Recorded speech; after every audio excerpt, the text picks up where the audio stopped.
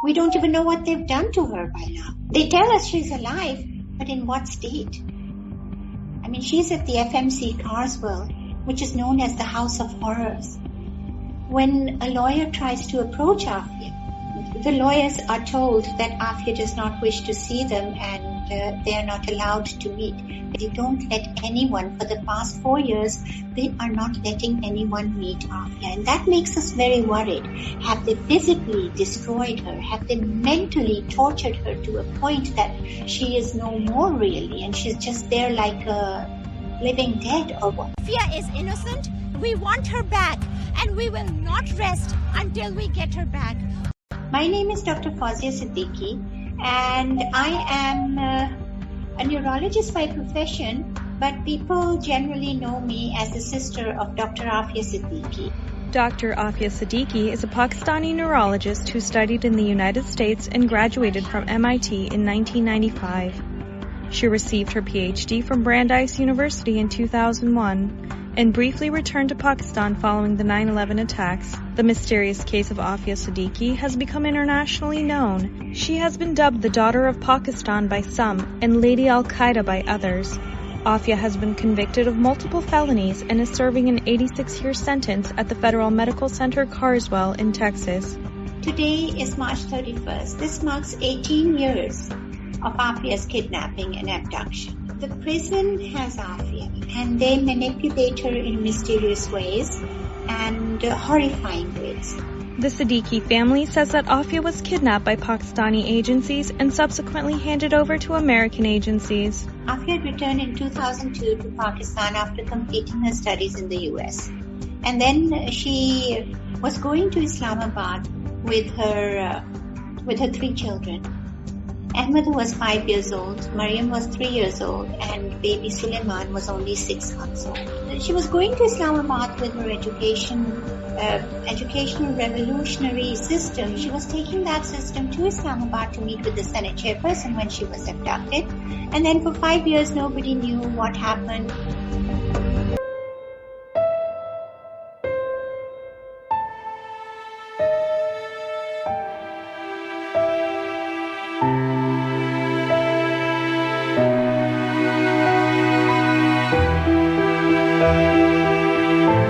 In 2008, a British journalist by the name of Yvonne Ridley went to Afghanistan and there she discovered a Pakistani woman in Bagram, business 650. The Americans said there's no women in Bagram. They totally denied it.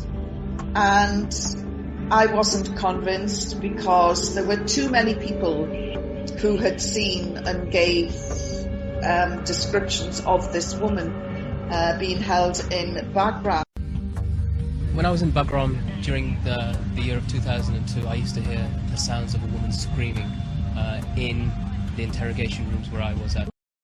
When she researched and tried to find out, they found out that this was Aafia Siddiqui. She came to Pakistan and a press conference was done and our now Prime Minister was championing this cause and saying he will be the one who will free Aafia.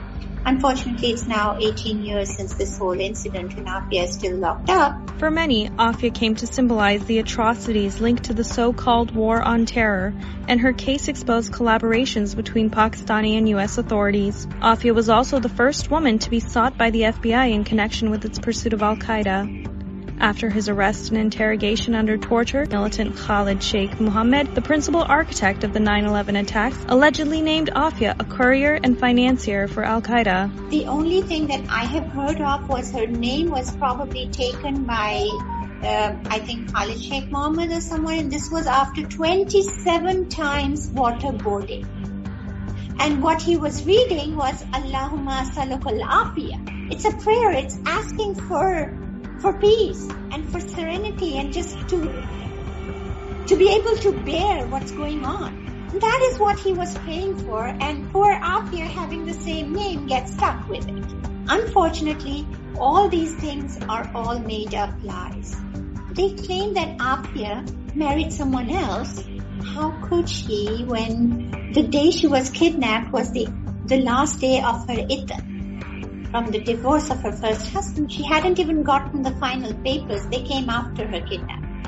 Then I went back into Afghanistan because we'd heard that she had emerged and there'd been a shootout. When in 2008 it was found that Aafia was technically released according to the reports, and then she was shot by US servicemen. She was at the governor's house. She was being briefed to go when US servicemen came. Close range, 3 shots, some say 2. Anyway, she fell down and she was supposedly dead, but they found out that she was still alive, and then she was then taken from there to Bagram again, and then she was rendered, she was operated on and taken to the US. And there she was taken to a judge who immediately said that this is illegal. This is a Pakistani woman. How can a Pakistani woman be brought to the US without any paperwork? This is a clear case of rendition. Send her back. This is an extremely traumatized human being who needs human rights and needs help. She needs to be taken out of a prison setting and put in a therapeutic medical setting. She needs her mother, among other things. She needs help, and she's not getting it. Then a second judge by the name of Judge Richard Berman came in, and a new prosecutor, Preet Bharara, joined the team. And this team then reopened the case and